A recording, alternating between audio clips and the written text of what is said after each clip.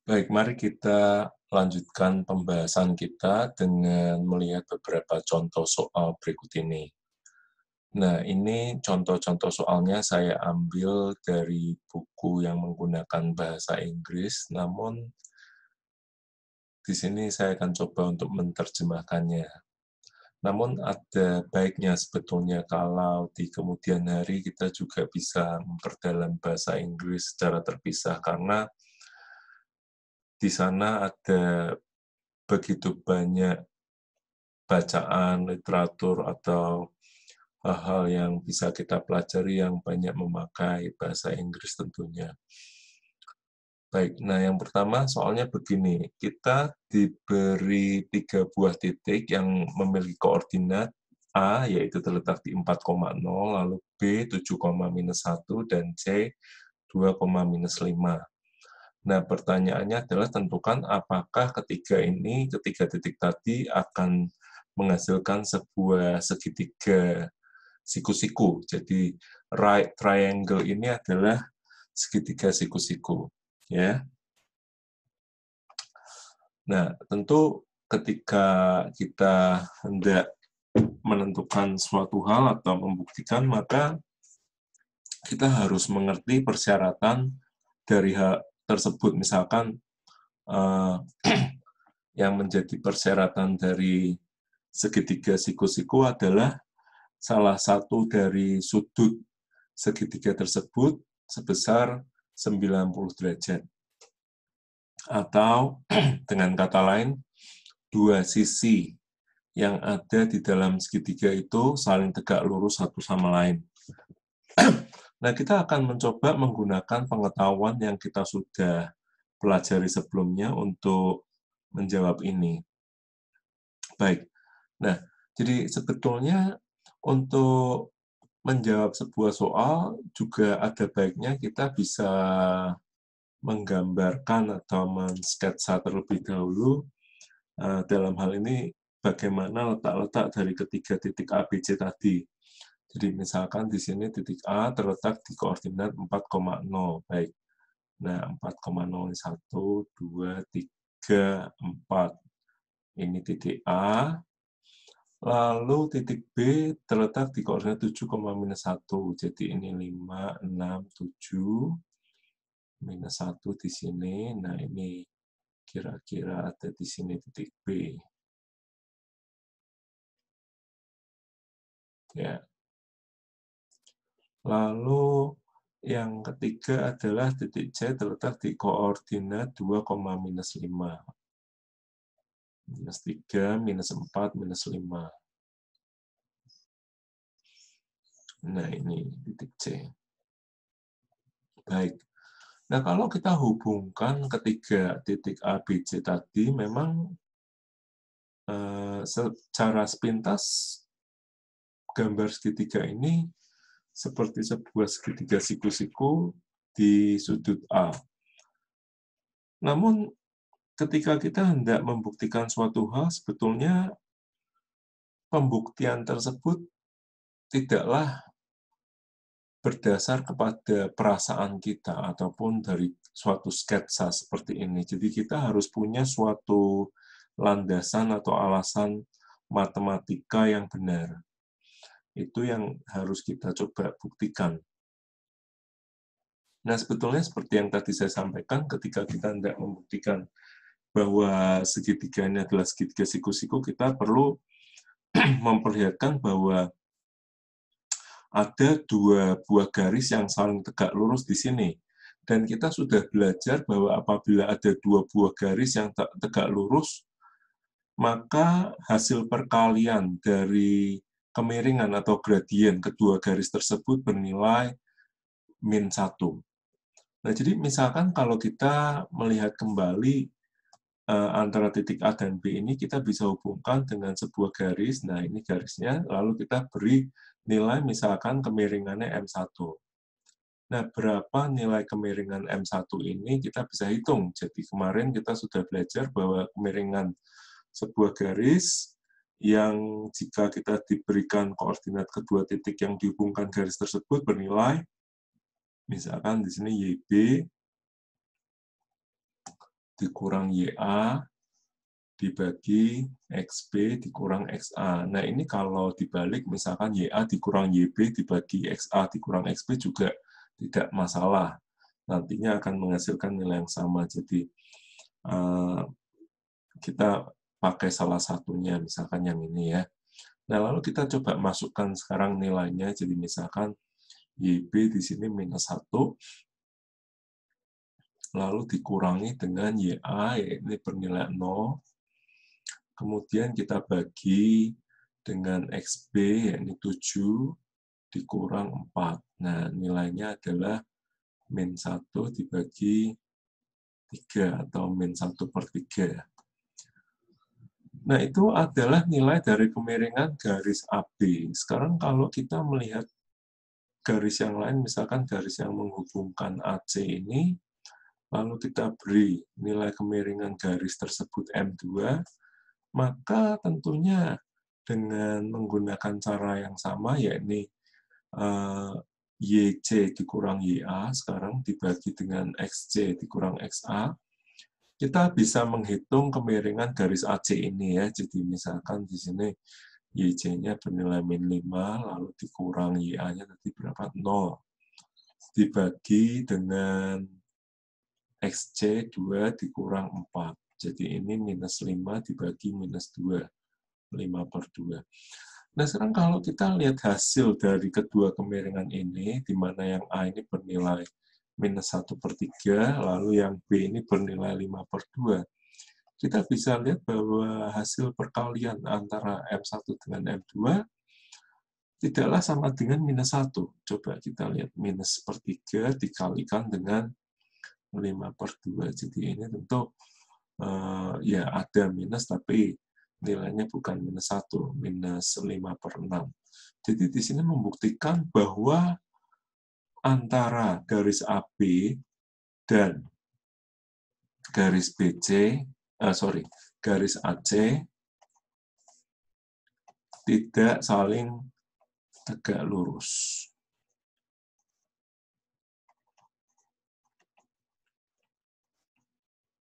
Nah, ini kita bisa uji dengan misalkan kalau kita mau menguji keseluruhannya dengan yang garis ketiga ini, garis BC misalkan, lalu nilai kemiringannya kita beri nilai M3. Tentu M3 ini bisa kita hitung juga, ya ini sama dengan YB dikurang YC dibagi dengan XB dikurang XC. Jadi sama dengan minus 1 dikurang minus 5, lalu dibagi dengan 7 dikurang 2. Nah, ini kita dapati bernilai 4 dibagi 5. Nah, ini kalau kita kalikan dengan nilai misalkan M1 ya, M1 dikali M3, maka juga tidak bernilai min 1, artinya kedua garis AB dan BC ini tidak saling tegak lurus. Jadi kita bisa cari di sini minus 1/3 dikali dengan 45 ya. Jadi kesimpulannya juga sama, yakni bahwa AB dan BC tidak saling tegak lurus. Nah, untuk menuliskan tegak lurus, sebetulnya kita bisa simbolkan dengan simbol seperti ini ya, tegak lurus. Lalu yang terakhir, misalkan kita di sini, ya ini terlihat jelas betul, tapi kalau mau dites juga nggak apa-apa. Kalau kita kalikan, misalkan M2 dikalikan M3, maka juga tidak menghasilkan nilai min 1. Artinya, kedua garis ini, yakni AC dan BC juga tidak saling tegak lurus. Ya, jadi ini membuktikan atau memperlihatkan bahwa segitiga ABC ini bukanlah segitiga siku-siku, karena tidak ada sudut 90 derajat atau tidak ada nilai kemiringan yang nilainya apabila dikalikan bernilai min 1. Baik, nah ini soal yang pertama. Lalu kita melihat kemudian soal berikutnya ya. Soal berikutnya adalah, nah, jadi kita di sini diberikan sekarang ada 4 buah titik. Titik P, titik Q, titik R, dan titik S. Nah, titik-titik ini dikatakan adalah titik sudut dari sebuah paralelogram. Apa itu paralelogram? Paralelogram ini adalah, kalau di bahasa Indonesia, jajaran genjang. Nah, kita diminta menunjukkan atau membuktikan bahwa titik-titik tadi merupakan titik sudut dari suatu bangun jajaran genjang ya. Baik. Nah, sekali lagi ada baiknya kita menggambarkan di mana letak titik-titik itu, supaya kita bisa memiliki suatu gambaran ya. Ini titik yang pertama, di sini titik yang kedua berkoordinat 8,2, nah kurang lebih di sini. Lalu titik yang ketiga 6 dan 5. Di sini. Lalu titik yang keempat.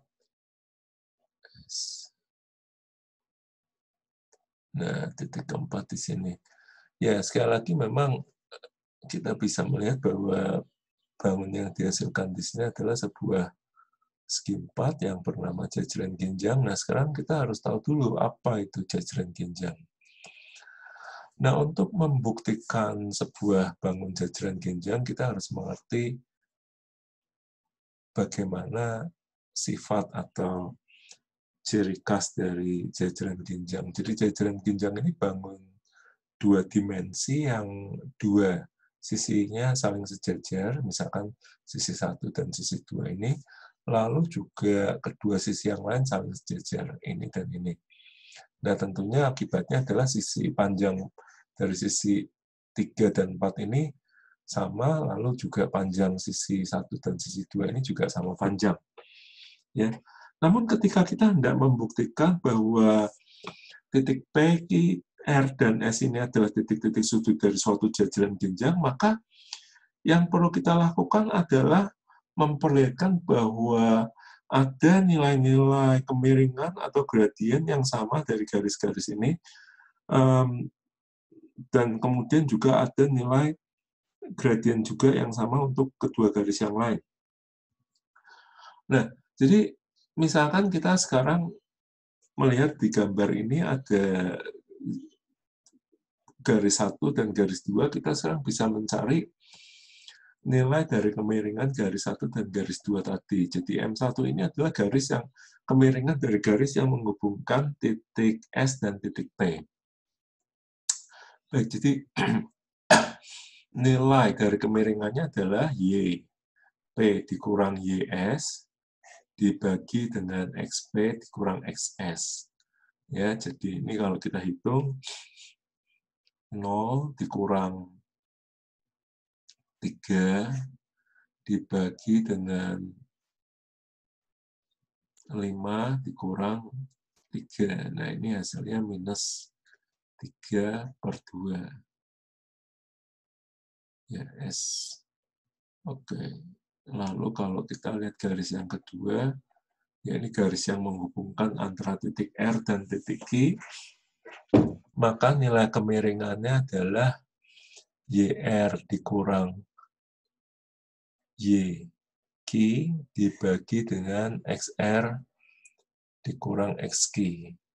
Ya, jadi ini sama dengan, kita tinggal masukkan nilainya, 5 dikurang 2 dibagi 6 dikurang 8. Jadi 3 dibagi minus 2 atau minus 3/2. Nah, ini kita sudah mendapati bahwa kedua gradien tadi, kemiringan tadi bernilai sama. Artinya kedua garis tersebut, garis 1 dan garis 2, mereka sejajar. Nah, kita juga bisa memperlihatkan lebih jauh lagi antara garis 3 dan garis yang 4 ini, bahwa mereka juga kedua garis yang sejajar. Jadi kita bisa cari sekarang nilai dari kemiringannya. Misalkan garis yang ketiga ini garis yang menghubungkan antara titik R dan titik S, jadi nilainya sama dengan YR dikurang YS dibagi XR dikurang XS ya. Nah, berapa nilainya? Kita tinggal masukkan nilainya 5 dikurang 3 dibagi dengan 6 dikurang 3. Jadi ini sama dengan 2/3. Lalu kita coba sekarang hitung yang kemiringan garis keempat. Ini garis yang menghubungkan antara titik P dan titik G. Ya, dia misalkan nih YP dikurang YQ dibagi XP dikurang XG. Jadi sama dengan nilainya 0 dikurang 2 dibagi XP bernilai 5 dikurang XG 8 ya. Jadi minus 2 dibagi minus 3. 2/3 juga. Nah, ini juga memperlihatkan bahwa kedua nilai kemiringan garis-garis itu, garis 3 dan garis 4 bernilai sama. Artinya, mereka adalah dua garis yang sejajar. Nah, ketika kita sudah memperlihatkan nilai-nilai kemiringan yang sama ini, maka kita sudah membuktikan bahwa bahwa keempat titik tersebut PQRS ini adalah merupakan titik-titik dari suatu jajaran genjang. Nah, terus pertanyaan selanjutnya, apakah kita masih perlu membuktikan dengan mencari panjang dari garis-garis tersebut?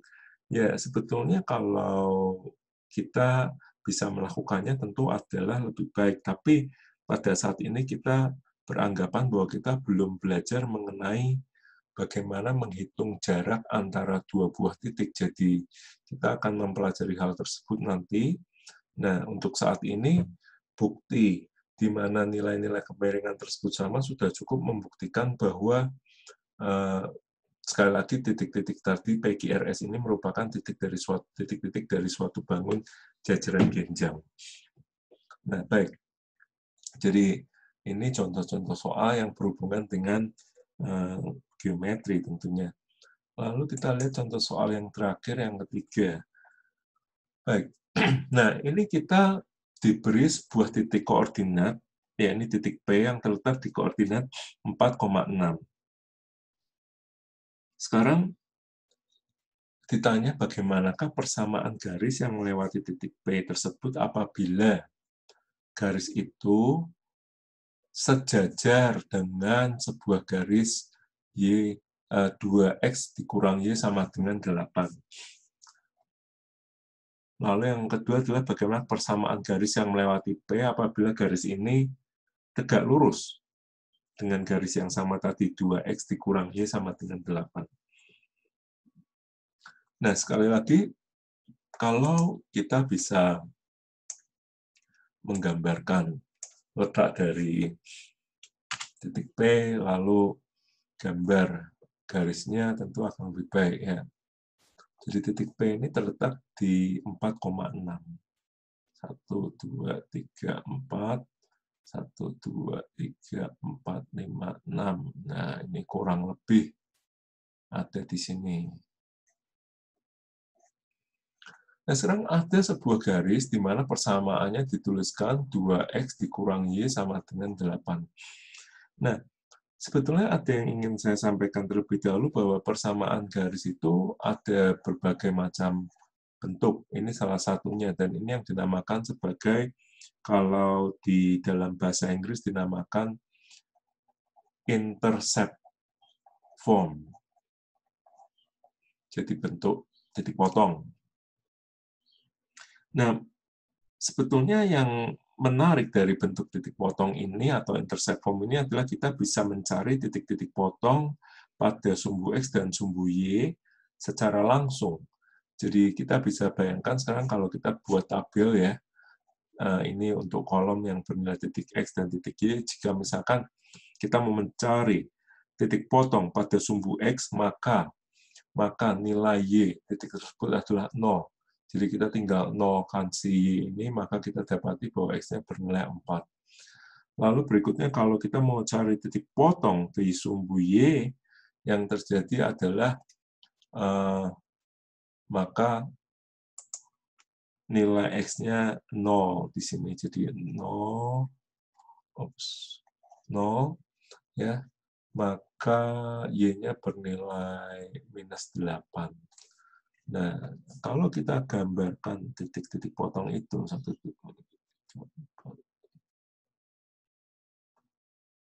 maka garis tersebut yang diberikan kepada kita ini titik garisnya yang memotong kedua titik tadi. Ini garis 2X dikurang Y sama dengan 8. Nah, kita diminta mencari sebuah garis yang melewati P, namun sejajar dengan garis ini. Jadi bagaimana cara kita mencari persamaan garis yang melewati P dan sejajar titik tersebut? Sejajar garis tersebut. Nah, kita harus mengingat terlebih dahulu bahwa persyaratan untuk kedua garis yang sejajar satu terhadap yang lain itu apabila mereka memiliki nilai kemiringan atau gradien yang sama. Nah, masalahnya adalah ketika persamaan garis yang diberikan tadi kepada kita bukanlah dalam bentuk umum, yakni Y sama dengan M dikali X tambah C seperti ini, maka yang sekarang kita harus kerjakan terlebih dahulu adalah kita perlu mengubah bentuk persamaan ini menjadi bentuk persamaan Y sama dengan MX ditambah C. Nah, ini bisa kita lakukan, jadi misalkan kalau Y-nya kita pindah ke ruas kanan, jadi Y sama dengan 2X, lalu 8-nya kita pindah ke ruas kiri, min 8, jadi Y sama dengan 2X min 8, atau kita bisa tuliskan di sini. Nah, di sini jelas bahwa garis tadi memiliki kemiringan, yakni sama dengan 2. Baik, nah kalau garis yang kedua yang melewati titik P tadi juga adalah garis yang sejajar, artinya garis ini pun akan memiliki nilai kemiringan yang sama, yakni bernilai 2. Jadi ini adalah sesuatu yang kita dapati dari informasi ketika kita tahu bahwa garis ini sejajar satu terhadap yang lain. Baik, nah sekarang kalau kita sudah punya sebuah nilai kemiringan atau gradien, lalu kita juga diberikan nilai suatu titik, ya, persamaan garis yang melewati titik tersebut, maka untuk mencarinya kita bisa menggunakan apa yang dinamakan sebagai slope intercept form. Jadi ini yang bentuknya Y dikurang Y1 sama dengan M dikali X dikurang X1. Ya, ini cukup populer, nanti harus diingat. Baik, jadi kita tinggal masukkan saja nilainya, di mana gradiennya M-nya bernilai 2, lalu X1-nya bernilai 4, lalu Y1-nya bernilai 6. Ya. Jadi Y dikurang 6 sama dengan 2X dikurang 8. Maka nilai persamaan yang kita hasilkan di sini Y-nya sama dengan 2X dikurang 2. Ya, ini adalah persamaan garis yang melewati P dan sejajar dengan garis 2X min Y sama dengan 8. Nah, itu yang pertama.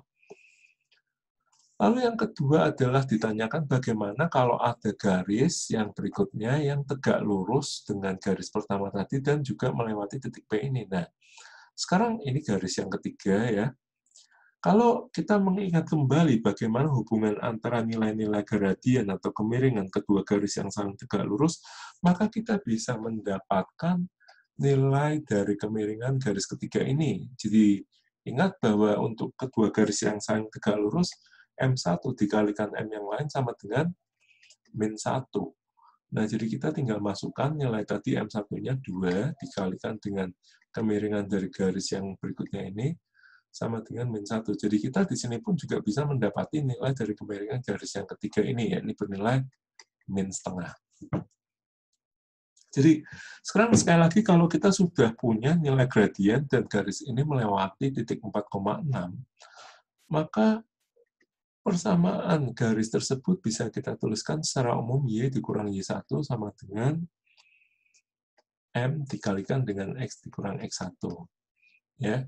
Jadi Y dikurang 6 sama dengan min setengah dikalikan X dikurang 4. Nah, ini kita dapati min setengah X ditambah 2 sama dengan Y dikurang 6. Jadi Y sama dengan min setengah X ditambah 8. Ya. Nah, ini persamaan garis yang berikutnya yang melewati titik P namun tegak lurus dengan garis yang pertama tadi. Baik, nah sekarang yang saya mau tunjukkan adalah kalau kita menggambarkan persamaan-persamaan garis tersebut menggunakan website yang kemarin saya sebutkan, yakni Desmos, ya. Ini garis yang pertama, yaitu yang Y sama dengan 2X dikurang 8, yang merah ini. Lalu garis yang kedua ini yang kita dapati yang berikutnya, yaitu yang sejajar dengan garis yang pertama tadi dan melewati titik 4,6. Nah, ini titik 4,6 ada di sini. Ya, 4,6. Baik. Nah, lalu garis yang ketiga adalah ini, yang Y sama dengan minus setengah X ditambah 8. Ini juga melewati titik 4,6. Nah, jadi di saat seperti ini sebetulnya cukup mudah, artinya ketika kita hendak memperlihatkan atau mengkonfirmasi apa yang kita kerjakan secara manual, ya, dengan perhitungan tangan, itu benar atau tidak, kita bisa menuju ke website seperti ini, lalu mencoba untuk menggambarkannya dan melihat apakah hasilnya itu seperti yang kita harapkan atau tidak. Nah, itu yang menarik di masa teknologi seperti sekarang ini, ya. Nah, kalau kita melihat antara garis yang pertama, yang merah tadi, dengan garis yang ketiga di sini, ya, kita lihat ada sebuah titik potong di sini, ya. Nah, ini adalah satu pertanyaan yang nanti kita akan jawab di pertemuan selanjutnya. Jadi, bagaimana kita mencari atau menghitung letak dari titik potong kedua garis yang saling berpotongan. Ya, baik. Jadi itu pembahasan soal yang pertama mengenai persamaan garis. Ya, kami harap ini bisa membantu kita dalam mengerti, menyelesaikan soal-soal seperti ini, dan sampai jumpa di pertemuan yang selanjutnya. Terima kasih.